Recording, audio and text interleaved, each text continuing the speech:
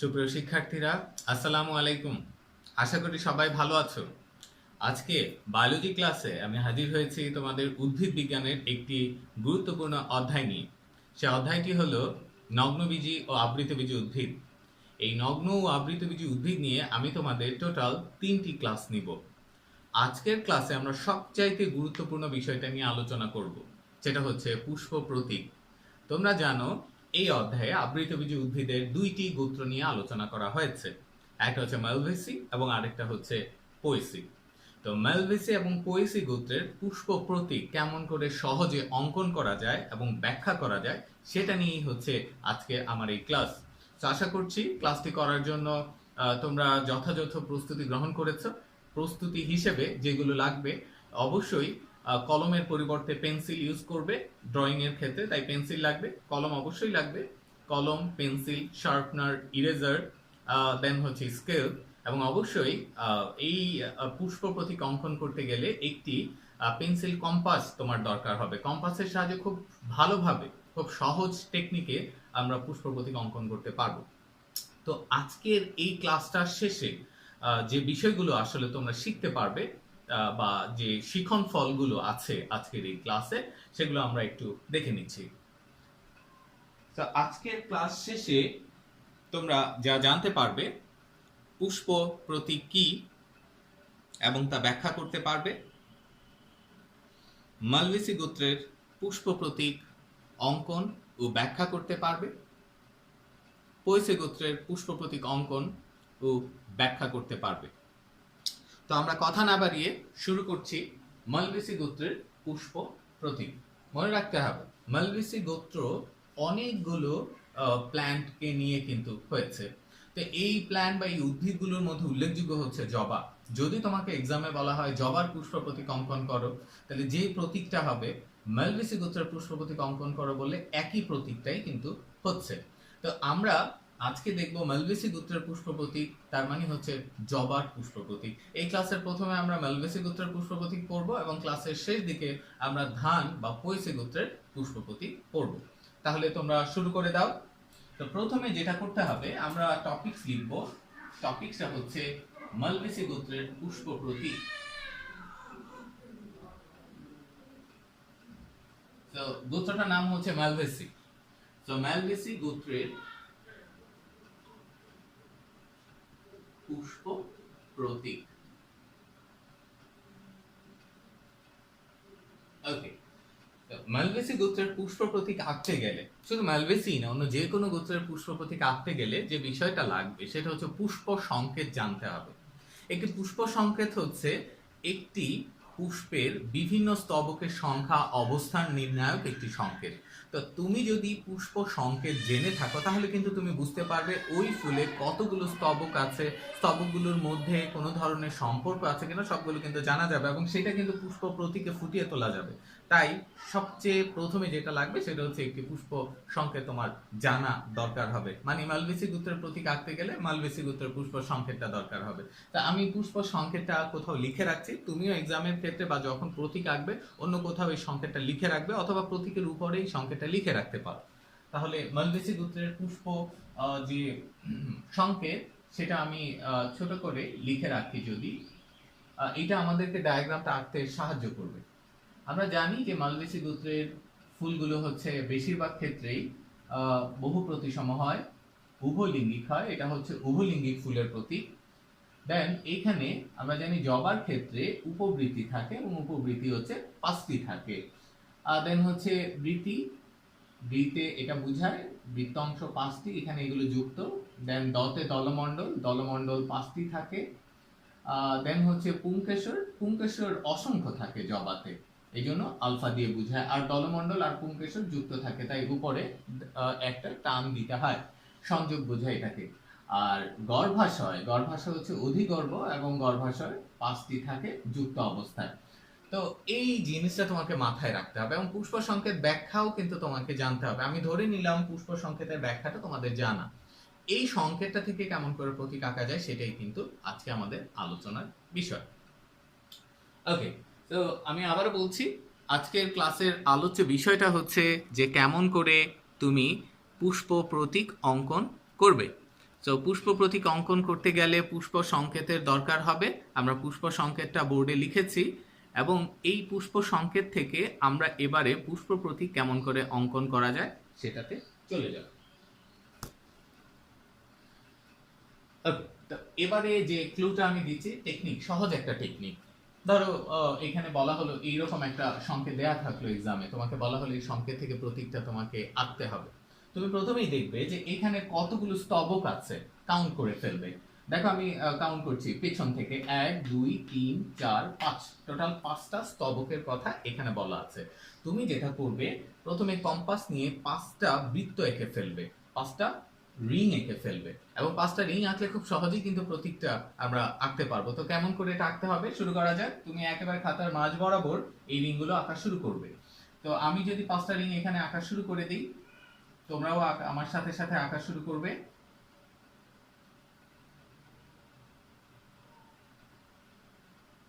এটা হচ্ছে নাম্বার 1, এইটাকে ঘিরে নাম্বার 2,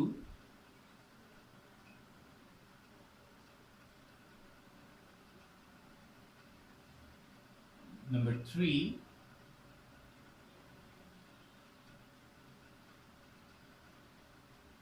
number 4,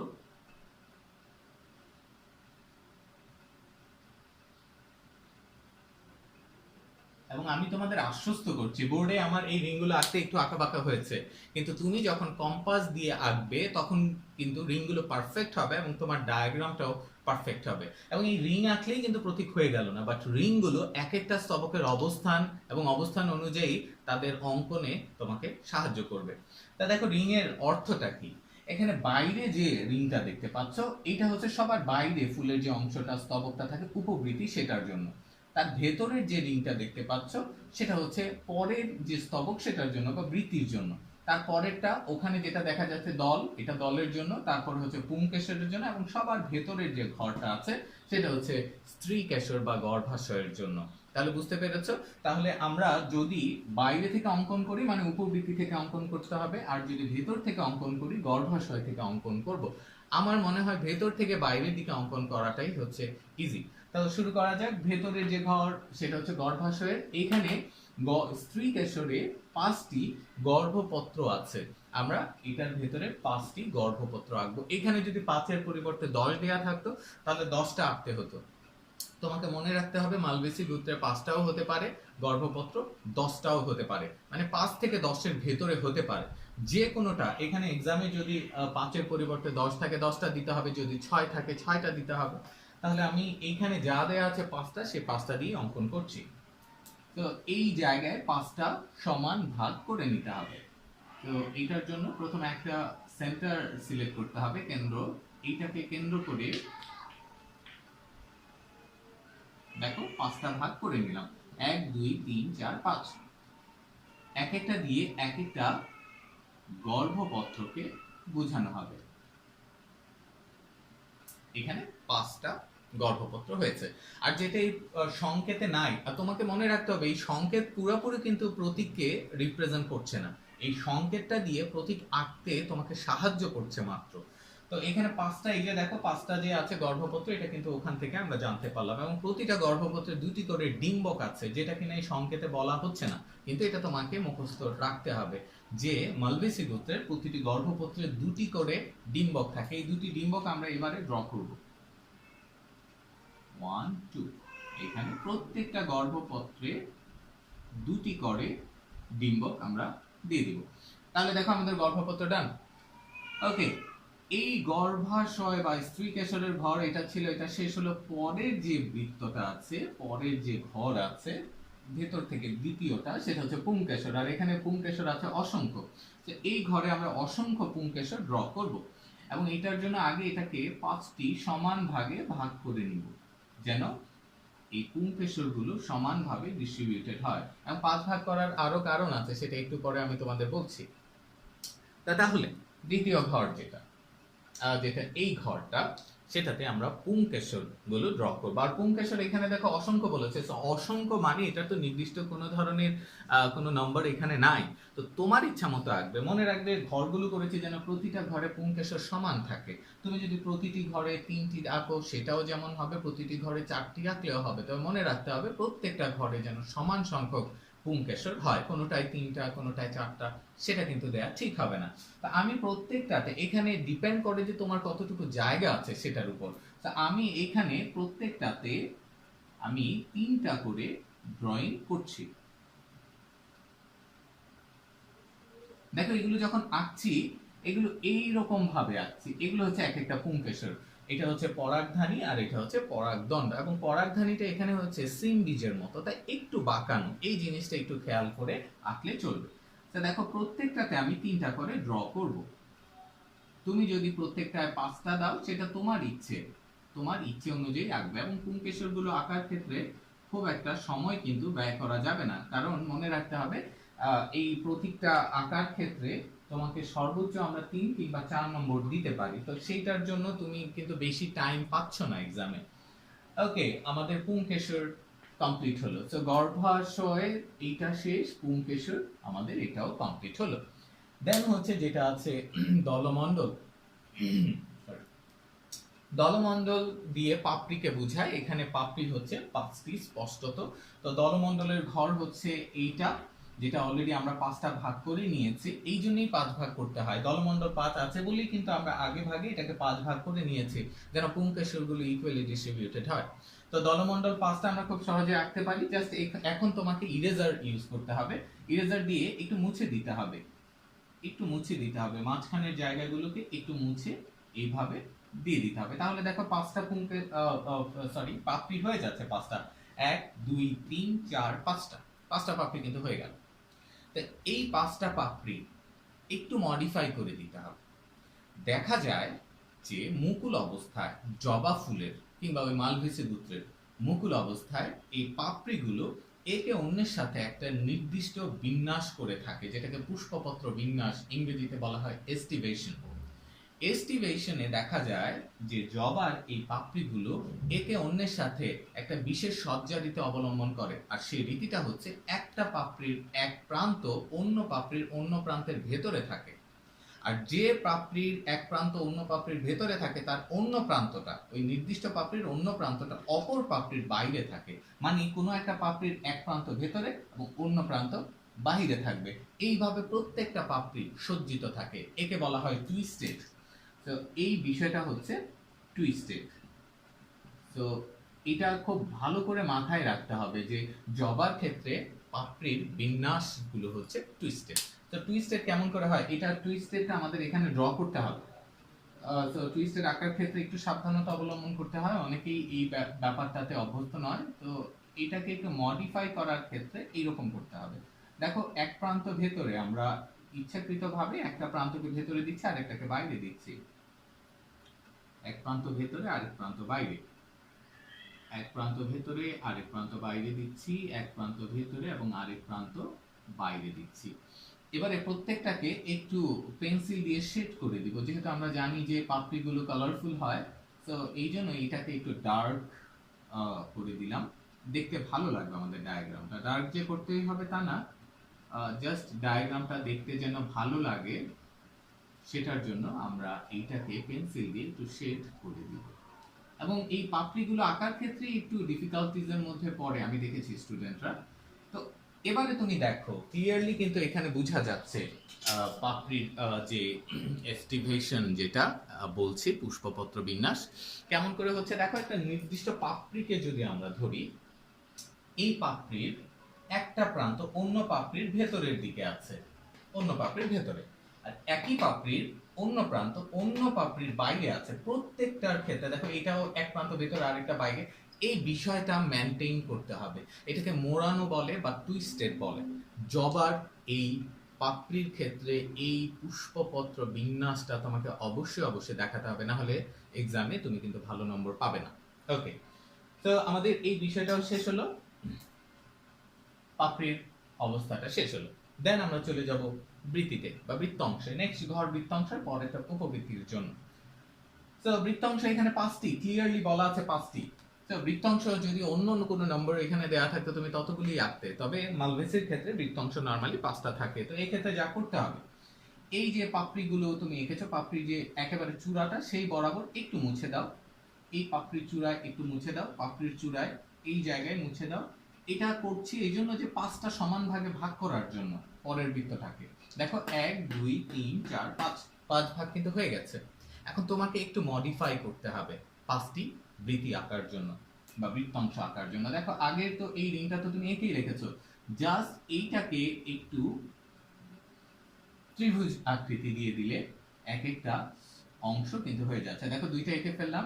নেক্সট হচ্ছে থার্ড ওয়ান, এটা নেক্সট জাস্ট একটু উঁচা করে আমরা দিচ্ছি ত্রিভুজ আকৃতি। তাহলে দেখো 1 2 3 4 5, 5টা বৃত্তি ডান। তো এখানে যে বৃত্তির অংশ বৃত্তাংশ 5টা এখানে কিন্তু ব্র্যাকেটের মধ্যে দেয়া আছে। তোমরা জানো দুইটার দুই রকম মিনিং। ধরো বৃত্তি 5 এরকম বলা আছে, আর এখানে বলা আছে বৃত্তি 5 উইথ ব্র্যাকেট। যদি ব্র্যাকেটের মধ্যে না থাকে, খোলা থাকে, তার মানে বৃত্তাংশগুলো নিজেরা সেপারেটেড বা মুক্ত অবস্থায় আছে, কারোর সাথে কেউ যুক্ত না। দেখো বৃত্তাংশগুলো একে অন্যের সাথে যুক্ত না, কিন্তু আমি এখানে তোমাদেরকে যেটা দিয়েছি সেটা হচ্ছে বৃত্তাংশগুলো যুক্ত। তো বৃত্তাংশ যুক্ত জবার ক্ষেত্রে বৃত্তাংশগুলো যুক্ত থাকে, মালবেসিক গোত্রের বৃত্তাংশ যুক্ত থাকতেও পারে, নাও থাকতে পারে। যদি এক্সামে এরকম যুক্ত দেয়া থাকে তাহলে তোমাকে এই বৃত্তাংশগুলোকে যুক্ত করে দিতে হবে। যুক্ত করার জন্য আমরা এরকম কাপ শেপ বা ইউ এর মতো অংশগুলো ব্যবহার করব। ইউ এর মতো এখানে অংশ দিয়ে এদেরকে আমরা জোড়া লাগিয়ে দেব। তাহলে দেখো এতে করে আমাদের স্পষ্টত এখানে মনে হচ্ছে এক একটা বৃত্তাংশ এক একটার সাথে যুক্ত আছে। তাহলে এবারে এই বিষয়টা শেষ হলো। তো আমরা এই বৃত্তাংশগুলোকে একটু ভালোভাবে ভিজিবল হওয়ার জন্য, ভালো দেখানোর জন্য এইগুলোতে একটু হালকা কারুকাজ করতে পারি। এটা না দিলেও চলে, আমরা একটু ডট দিয়ে দিলাম, এতে করে এটা ভালো দেখালো। এবং লাস্ট বৃত্তাংশ শেষ, উপবৃত্তি বাকি আছে। উপবৃত্তাংশ এখানে 5টি যেগুলো মুক্ত। আমরা বৃত্তাংশ যেভাবে এঁকেছি সিমিলার কন্ডিশনে, সিমিলার প্রসেসে এখানে উপবৃত্তি ড্র করব। সো উপবৃত্তি আঁকতে হলে এই যে এখানে বৃত্তাংশ আছে, বৃত্তাংশের যে টপটা আছে ওই বরাবর মুছে দিবে। এতে করে ডায়াগ্রামটা ইকুয়ালি প্রত্যেক জায়গায় দেখা যায় ডিস্ট্রিবিউটেড হয় এবং ভালো হয়। দেখো 1 2 3 4 5 কোনটা ছোট বড় হতে পারে, পেন্সিল দিয়ে দেন কম্পাস দিয়ে ড্র করলে দেখবে যে একেবারে পারফেক্ট হচ্ছে। সো এইগুলো মেনটেন করলে অবশ্যই চিত্রটা পারফেক্ট হতে বাধ্য। ওকে, আমরা শেষ দিকে চলে যাচ্ছি। তো এখানে 5টা আছে এবং 5টা ড্র করতে হবে। একটু ওই যে বৃত্তাংশ যেভাবে এঁকেছি একটু বাঁকা করে দিব কর্নার গুলোকে, এবং দেখা যাবে যে আমাদের ডায়াগ্রামটা কমপ্লিট হয়ে যাবে। সো এটা শুরু করা যাক। দেখো একটা হয়ে গেল, number 2, number 3 done, number 4 and number 5.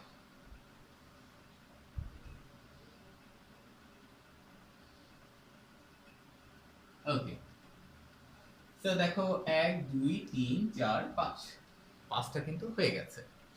তাহলে আমাদের এখানে উপবৃত্তাংশ আছে 5টা এবং আমরা 5টা উপবৃত্তাংশ এঁকেছি। এতে করে আমাদের ডায়াগ্রামটা কিন্তু কমপ্লিট হয়ে গেল, প্রায় কমপ্লিট হয়ে গেল। প্রায় বলছি এই জন্য যে এখানে শুধুমাত্র একটি মাতৃ অক্ষ দেয়া বাকি আছে। এখানে তুমি দেখো আমি ওখানে পুষ্প সংকেতটা দিয়েছিলাম প্রথমে এবং বলেছি একটা পুষ্প সংকেত থেকে খুব সহজে পুষ্প প্রতীক আঁকা যায়। ওই পুষ্প সংকেতের প্রত্যেকটা অংশ কিন্তু আমরা ব্যবহার করেছি। এখন পুষ্প সংকেত থেকে পুষ্প প্রতীক যখন কমপ্লিট হয়ে গেল, একটা পুষ্প প্রতীক হচ্ছে যে মাতৃ অক্ষের সাপেক্ষে কোনো একটা ফুলের অবস্থান, মাতৃ অক্ষের সাপেক্ষে ওই ফুলের বিভিন্ন স্তবকের অবস্থান, স্তবকের সংখ্যা সবকিছু এটা এক্সপ্লেইন করে। তাহলে প্রতীকে একটা মাতৃ অক্ষ দেয়া জরুরি। তো আমরা এই প্রতীকটাতে একটা মাতৃ অক্ষ দিব। তো এই ডায়াগ্রামটায় তুমি আঁকার পরে দেখবে যে কোথাও কোনো ধরনের কম বেশি হয়েছে কিনা, কোনো ধরনের মডিফিকেশন লাগবে কিনা। আমার মনে হচ্ছে এই জায়গাটায় আমি একটু মডিফাই করতেই পারি, তোমাদের দরকার হবে না, তোমরা ইউ শেপ যদি পারফেক্ট দিয়ে থাকো। তো আমার কাছে এটা একটু ইমপারফেক্ট মনে হয়েছে, তাই আমি এই অংশটাকে একটু আবার নতুন করে একটু এঁকে দিলাম। ওকে, দ্যাটস ইট, একই ছিল। তো এবারে একটি যা বলছিলাম একটি মাতৃ অক্ষ দিতে হবে। সো মাতৃ অক্ষটা আমরা একেবারে চূড়া বরাবর একটি টিপের মতো এভাবে দিয়ে দিব।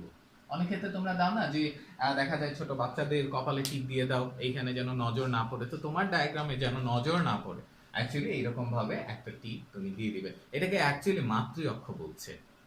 ওকে, তাহলে আমাদের ডায়াগ্রামটা এখানে কমপ্লিট হয়েছে। সো এই ডায়াগ্রামে এখন যেটা বাকি আছে সেটা হচ্ছে লেভেলিং করতে হবে, বিভিন্ন অংশগুলোর নামকরণ করতে হবে। তো নামকরণ শুরু করা যাক, এবং নামকরণ অবশ্যই যে কোনো একদিকে করলে বেটার। ওকে, সো আমরা এবারে এটার বিভিন্ন অংশের নামকরণ করব, যে কোনো একদিকে নামকরণ করব। ওকে, সো প্রথমে আমরা এই অংশটার নামকরণ করছি। এটা তোমরা সবাই জানো, এটা মাতৃ অক্ষ, যে অক্ষ থেকে একটি ফুলের উৎপত্তি কি ঘটে, তা মাতৃ অক্ষ। বাইরে একেবারে বাইরের যে স্তবকটা আমরা একটু আগে বলেছিলাম, এটা হচ্ছে উপবৃত্তি, এটা হচ্ছে উপবৃত্তি। নেক্সট, উপবৃত্তির ভেতরের যে ঘরটা ছিল সেটা হচ্ছে বৃত্তির জন্য বা বৃত্তাংশের জন্য, সেটা হচ্ছে বৃত্তির অংশ বা বৃত্তাংশ।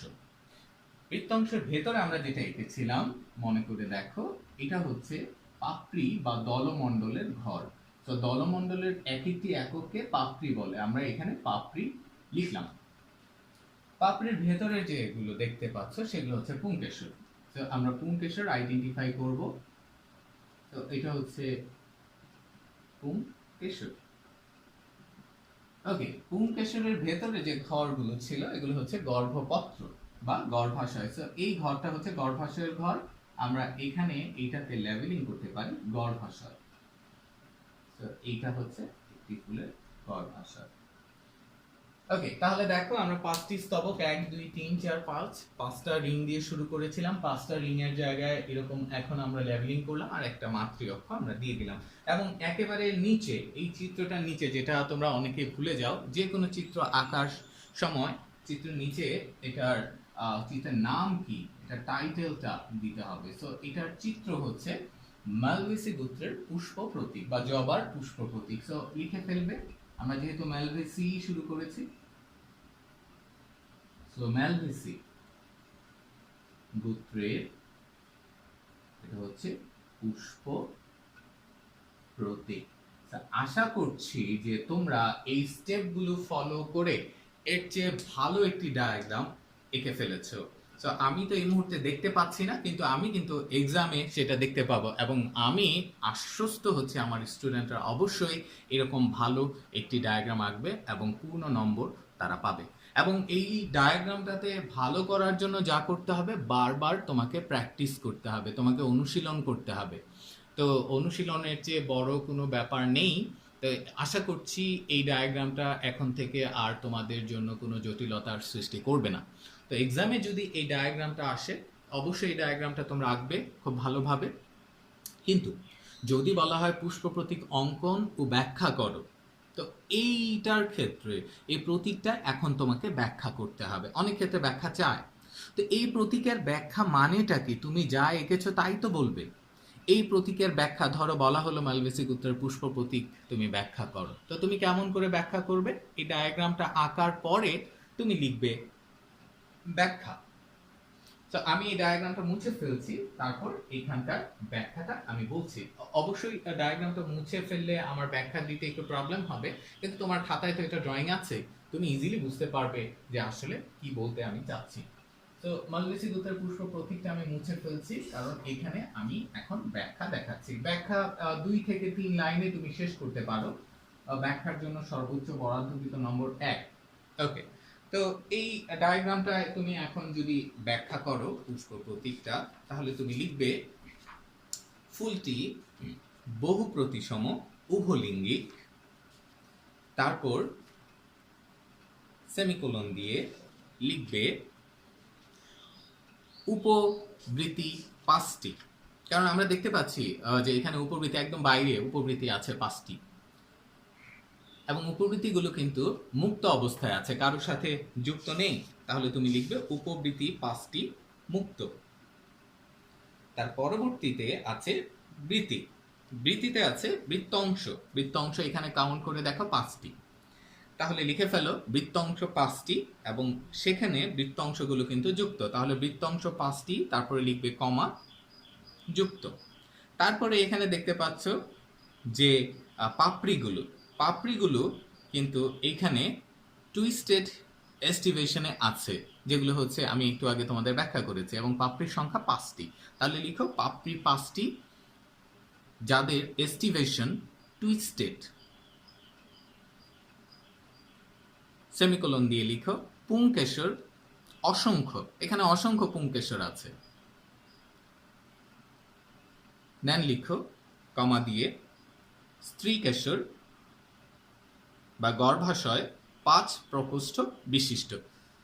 এখানে 5টি প্রকোষ্ঠ আছে আর প্রতি প্রকোষ্ঠে 2টি ডিম্বক আছে, সেটা না লিখলেও চলবে। এইভাবে আমরা এটা শেষ করতে পারি। ওকে, নেক্সটে আমরা চলে যাব আরো একটা প্রতীক অঙ্কনে। তোমরা ম্যালভেসি গোত্রের প্রতীক অঙ্কন করেছো খুব ভালোভাবে, এটা শেষ হয়েছে। এখন আমরা আরেকটি গোত্র, যেটা হচ্ছে পোয়েসি গোত্র, পোয়েসি গোত্রের পুষ্প প্রতীক অঙ্কন করব। ম্যালভেসি গোত্রের পুষ্প প্রতীক যেমন করে তোমরা অঙ্কন করেছো, পোয়েসি গোত্রের পুষ্প প্রতীক আরো সহজ টেকনিকে অঙ্কন করা যায়। এবং পুষ্প প্রতীক অঙ্কন করতে গেলে যেটা লাগবে আগে বলেছি, পুষ্প সংকেতটা জরুরি। পুষ্প সংকেতটা লিখে ফেলবে। তাহলে আমরা শুরু করছি এবারে পোয়েসি গোত্র। পোয়েসি, তো পোয়েসি গোত্রের পুষ্প প্রতীক। আমরা এবারে পোয়েসি গোত্রের পুষ্প প্রতীক অঙ্কন শিখব।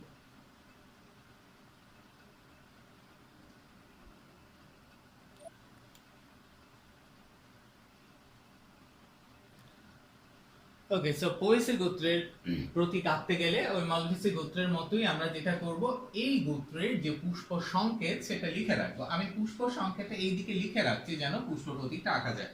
তো পোয়েসি গোত্রের পুষ্প সংকেতে আমরা জানি মপ মানে মঞ্জুরি পত্র আছে, দেন উমপ মানে উপমঞ্জুরি পত্র আছে, এবং পুষ্পটা হচ্ছে এক প্রতিসম, পুষ্পটা উভলিঙ্গিক। এখানে পুষ্পপুট থাকে 2টি, পুংকেশর থাকে 2 আবর্তে সজ্জিত 3 যোগ 3 6টি, আর গর্ভাশয় অধিগর্ভ এবং গর্ভাশয়ের সংখ্যা 1টি। এটা হচ্ছে পোয়েসি গোত্রের পুষ্প সংকেত। এই পোয়েসি গোত্রের পুষ্প সংকেত এইটার সাহায্যে আমরা এবারে প্রতীকটা অঙ্কন করব। তো শুরু করা যাক। এই প্রতীকটা অঙ্কন করতে গেলে তোমাকে যেটা করতে হবে, একটা প্লাস চিহ্ন দিতে হবে স্কেল দিয়ে। দেখো কেমন করে আমি এটা দিই, এরকম ভাবে একটা প্লাস আমরা দিব একেবারে। তো এই প্লাসটা থেকে আমরা যেটা করব, 4টা কর্নার সিলেক্ট করব। এইখানে একটা, এইখানে একটা, এখানে একটা, এখানে একটা। ওকে, বাকিটা মুছে ফেলতে পারবো আমরা। এই 4টা কর্নার সিলেক্ট করেছি কেন, দেখো এখানে আমাদের মঞ্জুরি এবং উপমঞ্জুরি পত্র আছে। মঞ্জুরি এবং উপমঞ্জুরির জন্য আমরা 2টা ঘর আঁকবো। প্রথমে আমরা আঁকবো মঞ্জুরি পত্র। তো মঞ্জুরি পত্রটা নিচের দিকে আমরা আঁকি।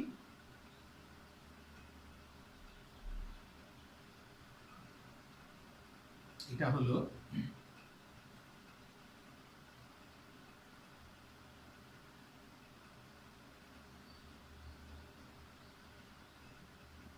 ব্যাস। তাহলে আমরা আসলে প্লাসটা দিয়ে নির্ধারণ করেছি মঞ্জুরিটা কত বড় হবে, একই রকম স্ট্রেইট যেন হয় সেটার জন্য দিয়েছি। দেন দেখো মঞ্জুরি ডান, দেন উপমঞ্জুরিটা উপরের দিকে আঁকবো একই ভাবে, এরকম ভাবে একটি ট্রায়াঙ্গেলের মতো করে আমরা আঁকবো।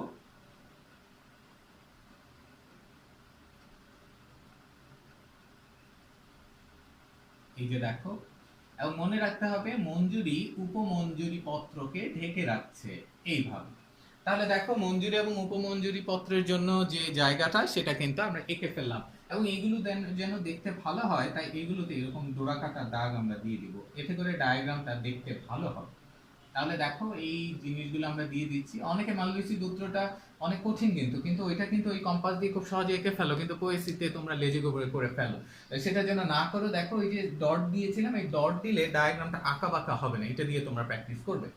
ওকে, একেবারে মাঝখানে যেটা ছেদ করেছিল প্লাসের এই জায়গাটা, এখানে আমরা যেটা আঁকবো গর্ভাশয় আঁকবো। গর্ভাশয়ে প্রকোষ্ঠ একটা, দেখো মঞ্জুরি উপমঞ্জুরি এঁকে ফেলেছি। দেন হচ্ছে আমরা আবার এখান থেকে শুরু করব, পেছন থেকে। গর্ভাশয় এই একেবারে মাঝ বরাবর গর্ভাশয় আঁকবো, যেখানে এই প্লাস চিহ্নটা যেটা প্রথমে দিতে বলেছিলাম, যেখানে এটা ছেদ করেছে। তো এই জায়গায় একটি গর্ভাশয় এবং এক প্রকোষ্ঠ বিশিষ্ট গর্ভাশয় আঁকলাম।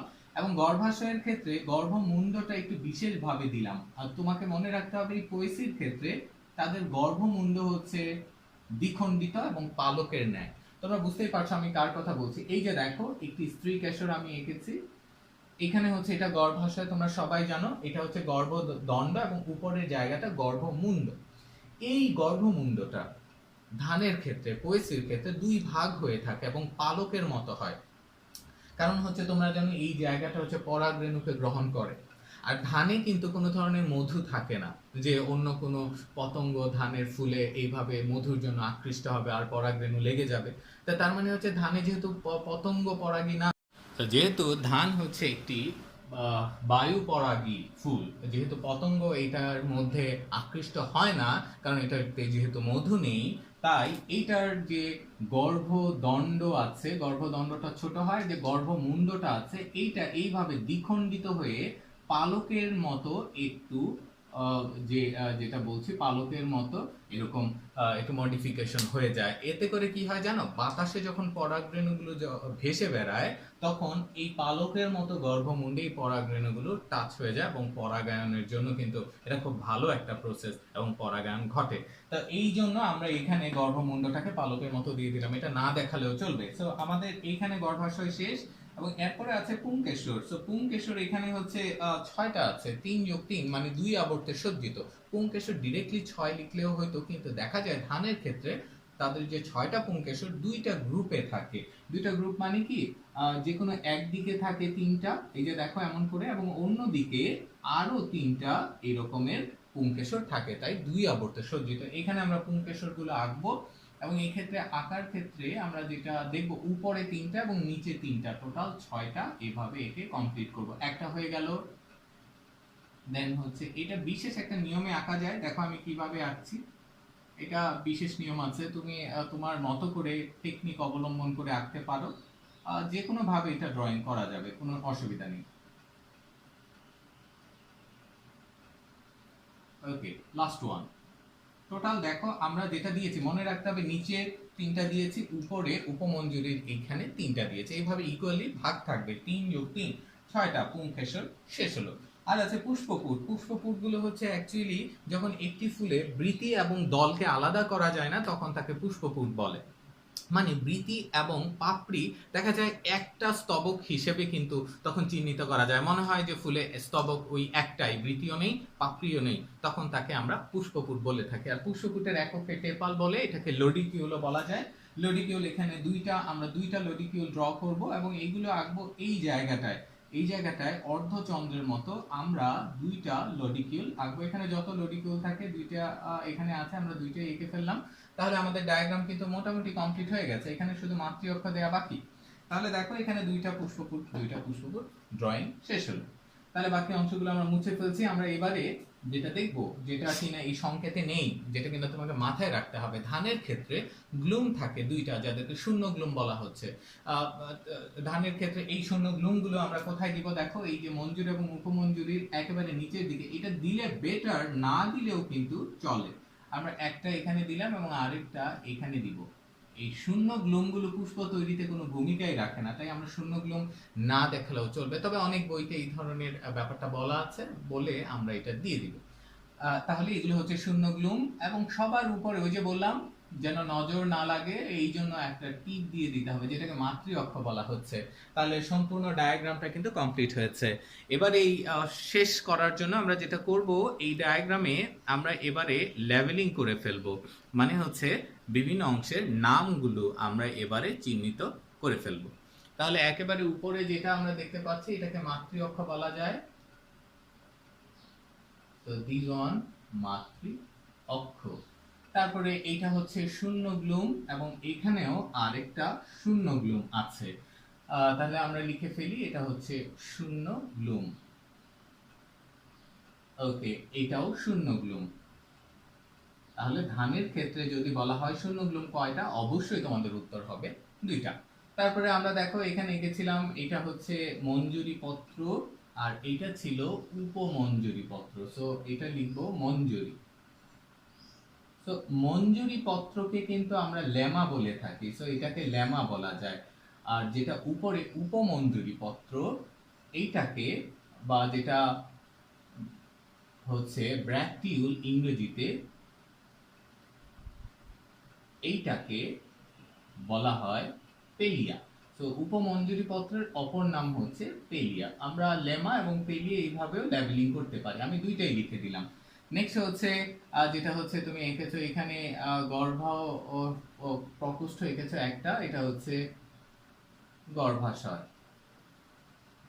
আর এটা হচ্ছে পুংকেশর।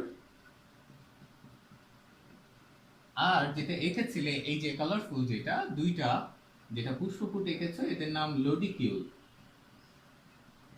তুমি চাইলে এখানে পুষ্পপুট বা টেপাল লিখে দিতে পারো। তাহলে দেখো সম্পূর্ণ ডায়াগ্রামটা আমাদের হয়েছে। এখানে আমরা বুঝতেই পারছি যে মাতৃ অক্ষর শূন্যগ্লুম, উপমঞ্জুরি পত্র বা পেলিয়া, গর্ভাশয়, পুংকেশর, লদিকিউল, মঞ্জুরি পত্র বা লেমা এবং শূন্যগ্লুম। এবং ওই বরাবরের মতোই চিত্রের নাম নিচে লিখতে হবে। এই চিত্রটা হচ্ছে পোয়েসি গোত্রের বা ধানের পুষ্প প্রতীক। তো এটা অবশ্যই তোমরা লিখবে গোত্রের পুষ্প প্রতীক। তাহলে এইভাবে খুব সহজ টেকনিকে কিন্তু আমরা পুষ্প প্রতীক অঙ্কন করতে পারি। যদি এই পুষ্প প্রতীকের ব্যাখ্যা বলে তখন কিন্তু তোমাকে এটা ব্যাখ্যা করতে হবে। তাহলে ব্যাখ্যাটাও তোমরা লিখে নাও। তো তোমরা ওই মালভেসি গোত্রের ব্যাখ্যাটা যেমন করে করেছো, এই গোত্রের এই প্রতীকের ব্যাখ্যাটাও অমন করেই তোমরা করতে পারবে। তো আমি বলছি তোমরা এটাকে লিখে নিবে। তো লিখো এবারে ব্যাখ্যা। ব্যাখ্যা ওই 1 নম্বরের জন্য 2 থেকে 3টা লাইন লিখলেও কিন্তু হয়ে যাচ্ছে। তাহলে ব্যাখ্যায় লিখো এখানে মঞ্জুরি এবং উপমঞ্জুরি পত্র আছে। তারপরে সেমিকোলন দিয়ে লিখো এক প্রতিসম উভলিঙ্গিক পুষ্প, সেমিকোলন দিয়ে লিখবে পুষ্পপুট 2টি, সেমিকোলন দিয়ে লিখবে পুংকেশর 6টি কিন্তু 2 আবর্তে সজ্জিত, সেমিকোলন দিয়ে লিখবে গর্ভাশয় 1 প্রকোষ্ঠ বিশিষ্ট। তাহলে এইভাবে ব্যাখ্যা শেষ হবে। শিক্ষার্থীরা, আজকের এই ক্লাসে আমি তোমাদেরকে দেখিয়েছি কেমন করে পুষ্প প্রতীক অঙ্কন করতে হয়। 2টা পুষ্প প্রতীক অঙ্কন করেছে, একটা হচ্ছে জবা তার মানে মালভেসির, আর একটা হচ্ছে ধানের তার মানে পোয়েসি গোত্রের। তো আজকের ক্লাসটা এখানেই শেষ হচ্ছে। আজকের ক্লাসটা তোমরা যা শিখলে সেটা অবশ্যই বাসায় প্র্যাকটিস করবে। বায়োলজির উদ্ভিদ বিজ্ঞানের অন্য কোনো টপিকস নিয়ে আমি পরবর্তী ক্লাসে আবারও হাজির হব। ততক্ষণ পর্যন্ত তোমরা ভালো থাকবে। खुदा हाफिज।